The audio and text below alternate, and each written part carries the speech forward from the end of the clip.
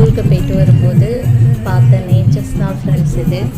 நானும் பாப்பாவும் என்னுடைய சொந்த ஊருக்கு போயிட்டு ட்ராவல் பண்ணி வரும்போது துகிலி வழியாக மயிலாடுதுறையிலேருந்து குத்தாலம் வழியாக துகிலி வழியாக வந்தோம். அப்போ பார்த்தீங்க அப்படின்னா அங்கே உள்ள ஏரியாவில் உள்ள வில்லேஜஸை வந்து நாங்கள் லைட்டாக கவர் பண்ணோம். அதே மாதிரி மேம்பாலமும் கவர் பண்ணியிருக்கோம் மயிலாடுதுறையிலேருந்து. அது அப்புறமா ஷார்ட்ஸில் போடுறேன். எவ்வளோ அழகாக இருக்குது பாருங்கள் நேச்சர், எவ்வளோ அழகான இந்த வீடு. இன்னமும் இந்த மாறாத குடிசை வீடுகள் அதெல்லாம் வாழ்க்கையில் வந்து லைஃப்பில் நம்ம வந்து மிஸ் பண்ண ஒரு விஷயம் தானே ஃப்ரெண்ட்ஸ்.